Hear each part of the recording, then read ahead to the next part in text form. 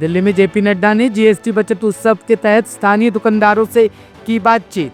दिल्ली केंद्रीय मंत्री और भाजपा के राष्ट्रीय अध्यक्ष जेपी नड्डा ने जीएसटी बचत उत्सव अभियान के तहत स्थानीय दुकानदारों से बातचीत की। नड्डा ने कहा कि आज शारदीय नवरात्रि के अवसर पर मुझे अमर कॉलोनी बाजार जाने का अवसर मिला। मैंने दुकानदारों से मुलाकात की और उन्हें शुभकामनाएं दी। मैंने उन्हें प्रधानमंत्री जी का संदेश भी दिया। मैंने उनसे अनुरोध किया कि जीएसटी में कमी का लाभ उपभोक्ताओं को मिले और दुकानों में केवल स्वदेशी सामान ही बिके। शारदीय नवरात्रों के शुभ अवसर पर आज मुझे अमर कॉलोनी के इस बाजार में आने का सौभाग्य प्राप्त हुआ। यहाँ मैं दुकानदारों से मिला हूँ, उनको मैंने शुभकामनाएं दी हैं। प्रधानमंत्री मोदी जी का संदेश भी पहुंचाया है। जो नेक्स्ट जनरेशन जीएसटी टैक्स ये आज से नवरात्रों में लागू हुआ है, उसके बारे में उनको शुभकामनाएं भी मैंने दी हैं। हमारे दुकानदार भाइयों ने सहर्ष प्रधानमंत्री मोदी जी का जो जीएसटी टैक्स के बारे में रिडक्शन किया है उसको स्वीकारा भी है और उसके लिए धन्यवाद दिया है। मैंने आज उनसे ये निवेदन किया कि एक तो आप इस बात का प्रयास पूरा होना है कि जो टैक्स में रिडक्शन हुआ है वह उपभोक्ता तक, कंज्यूमर तक पहुंचे, और दूसरा आपके दुकान में स्वदेशी सामान बिके। और स्वदेशी सामान वो है जिसमें भारत के नौजवान का पसीना लगा है, जिसमें भारत की मिट्टी की सुगंध है और जो 100% भारतीय है, उसी को सामान को बेचने का काम आप करें।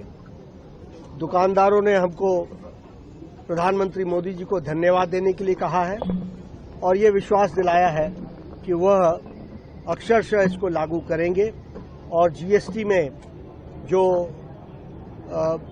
टैक्स में छूट दी गई है जिससे करोड़ों उपभोक्ताओं को लाभ पहुंच रहा है, यह उपभोक्ताओं तक लाभ पहुंचाने का पूरा प्रयास किया जाएगा। आज के दिन मैं आपके माध्यम से प्रधानमंत्री मोदी जी को धन्यवाद भी देता हूं और करोड़ों उपभोक्ताओं को बधाई देता हूं, नवरात्रों की भी और जीएसटी के टैक्स के छूटने पर जो आम लोगों को जीवन में लाभ मिलेगा, इसके लिए भी बहुत बहुत उनको बधाई देता हूं।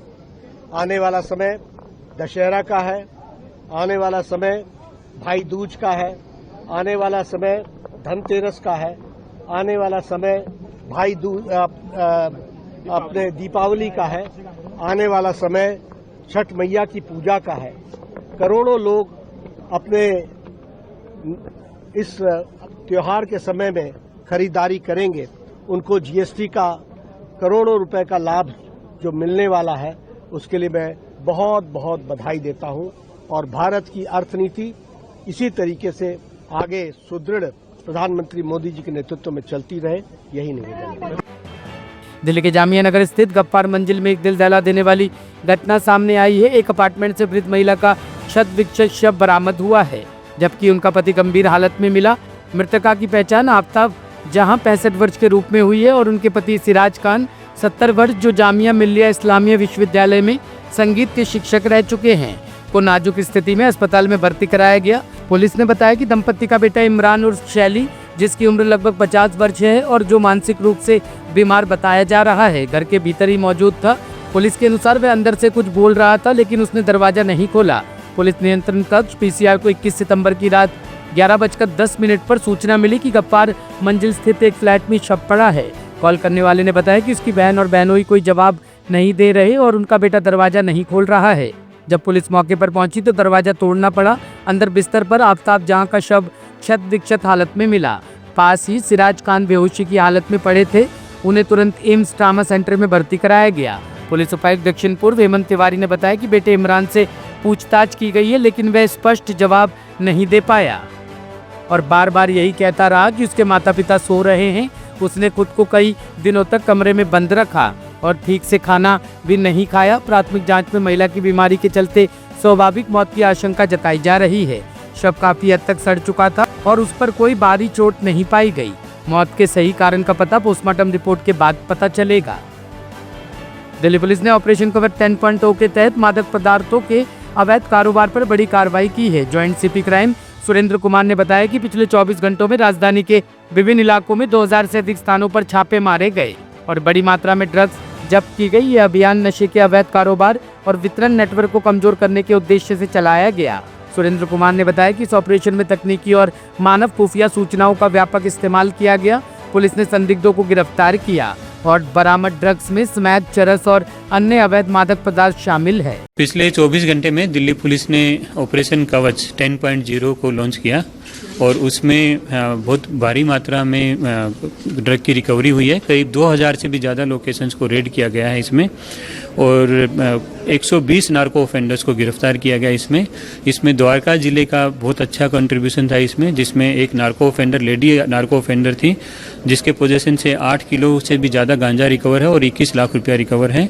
और एक क्राइम ब्रांच ने एक बेहतरीन तफ्तीश का नमूना देते हुए एक नाइजीरिया मूल के नागरिक पेड्रो को गिरफ्तार किया, जिसके पोजीशन से 108 ग्राम कोकीन रिकवर हुई है।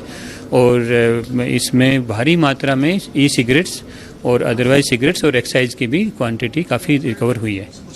यस, इसमें आर्म्स पर भी कार्रवाई हुई है। इसमें करीब 117 जो आर्म्स ऑफेंडर्स हैं उनको गिरफ्तार किया गया है।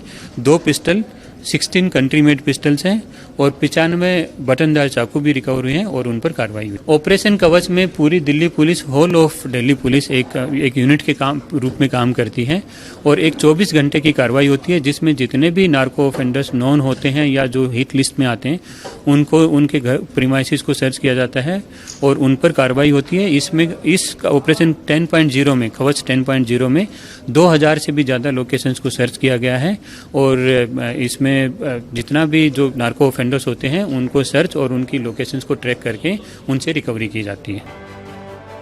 ब्यूरो रिपोर्ट, टीम तफ्तीश न्यूज।